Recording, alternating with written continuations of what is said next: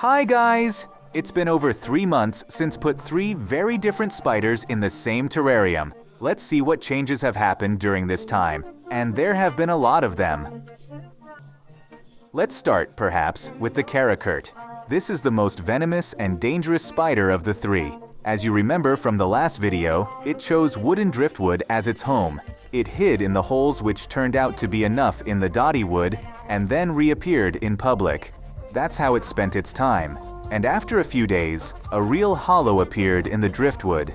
The spider made its own house.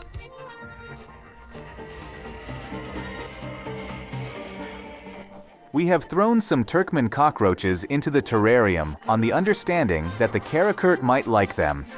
They have a soft chitinous shell, so they are just right for the Karakurt with its small size.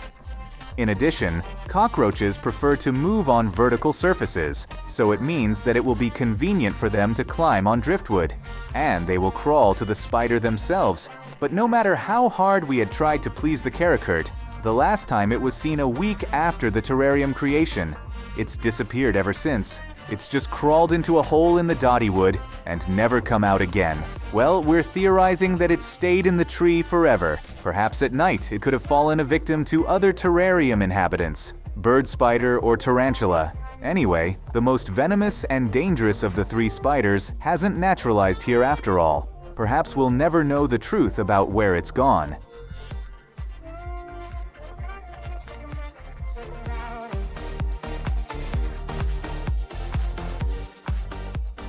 Then we offer our tarantula a Turkmen cockroach. We do not just offer it, but put it right in front of its face. But the spider does not appreciate it and starts running away. We have been expecting to see the moment of attack on the victim with the subsequent process of eating. But the tarantula hasn't planned to do that now. However, the tarantula rarely hunts outside the nest, and even if it does, it prefers to do this at night. Its method of hunting is basically lazier.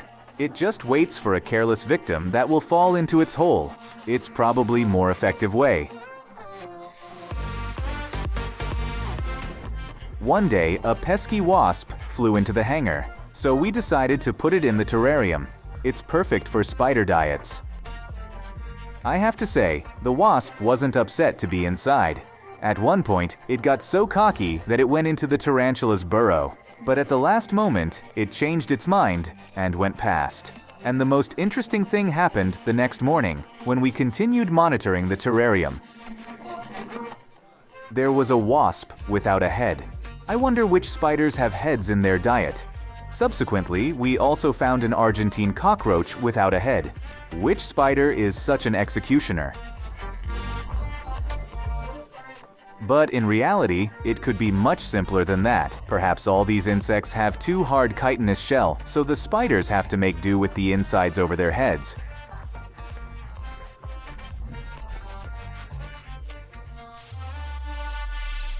The only one with really soft chitin is the Zophobus larva. Let's throw it into a tarantula's burrow and see what will happen. The spider's hunting method has proved itself. The prey falls on it, so it immediately pounces on it. A real interspecies struggle has begun. The spider actively stings Zophobus to paralyze it. This time the chitin is weaker than the spider's jaws, and the white mass of the larva's innards is already visible. After a brief delay, the spider tightly encircles its victim and proceeds to eat, though the larva is still sluggishly trying to break free. And by the way, yes, the tarantula eats exactly the head of Zophobus. You can clearly see how it works with its chewing jaws. The most attentive probably notices the cocoon that is in the burrow near the tarantula during the meal. You can even roughly compare its size to a biro. It's quite small, but there are the eggs inside the cocoon from which the little spiders will eventually hatch. By the way, the spider mostly prefers to carry the cocoon with it. You just never know. Although, in rare cases, the cocoon is still left alone in the nest and the tarantula goes outside for a walk. It's time to move on to the bird spider. This one is the most active of the spiders, even though it looks quite slow. The bird eater is always busy here. It just gets into the jug and weaves all approaches to it so no one can get close. It can sit there for a couple of days. Then it gets into a coconut, then on a snag. Such a spider traveler. At one point it gets under the driftwood, and at first glance, it's just sitting there and doing nothing. But the very next day, a large hole is discovered in that spot, which can accommodate several bird eaters. The spider becomes very bald after about 3 weeks of the terrarium creation. As it turns out, it has started molting. But that's a long way off. In the meantime, the bird eater is molting, and it is apparently annoyed by this condition. At one point, it gets so mad that it chases the tarantula out of its burrow and nests there. The latter has to retreat so quickly that it leaves its cocoon under the nearest rock. The other day of observation, we look into the terrarium and see that bird eater is lying down and isn't moving. It has died very suddenly. We feel very sorry for it. After all, we has managed to get attached to this inhabitant of the terrarium. The story could have ended here, but no. As soon as we pull the breathless body out, it turns out that it is just a shell dropped by the spider during its molting. The renewed spider itself is sitting quietly behind the driftwood, so it cannot be noticed. As if realizing that everyone is looking for it, the bird eater has climbed onto the glass and settled down in plain sight. Apparently, this is its way of signaling that it is fine and you should not panic. Or it's just decided to show off its new fur. And how big it's become! It is obviously too cramped in its old shell. However, you probably notice how much the bird eater has grown. Now it is not so easy for it to get into the jug, where it has liked to sit so much. But the coconut shell house is just right for the spider. It's both cozy and not cramped. It's time to compare the spider's size. The bird eater has grown so much over the last 3 months that it's already overtaken the tarantula in size. Both spiders were originally the same size.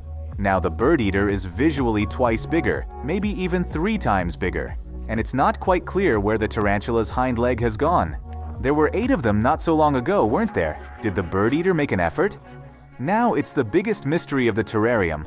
All of a sudden, the bird eater's paw is on the tarantula's paw. I wonder what that means. Is it, "Don't be upset, man"? Or, "If you misbehave, I'll rip your other paw off"? How to understand this non-verbal spider language?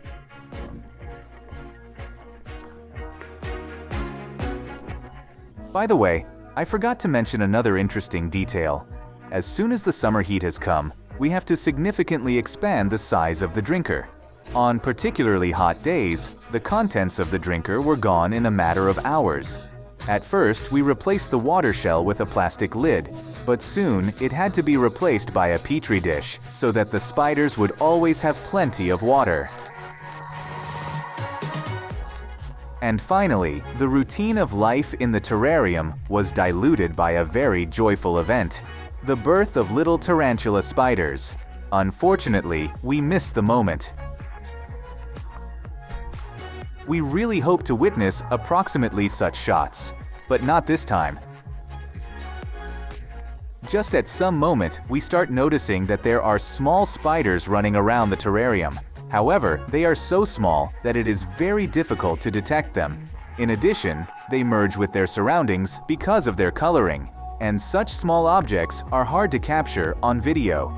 You can look at the small size of young spiders compared to the tweezers, or even with a Turkmen cockroach coming out of a bone. And the size is even more illustrative when you compare a mama tarantula and its young offspring. Do you remember when we showed you how we put Zophobus larvae in a terrarium with spiders? Although the spiders have a big appetite, some larvae have escaped from them and even managed to transform into real beetles. There's a lot of them here now. It's even better though, now the spiders have an extra food base, and beetles can start to breed and even produce new larvae. By the way, there are a lot of insect parts in the terrarium, including locusts. There are even wings left from it. but we have extracted one of the Zophobus beetles from a bone. The first thing that we notice is that its head has been eaten out by Standard, and all the insides have been eaten out as well. Yeah, it's kind of a creepy terrarium, but now it is a real little world with its own ecosystem, which moreover regulates itself. If you haven't liked it yet, let's not even get at it. That's it for today. Bye-bye.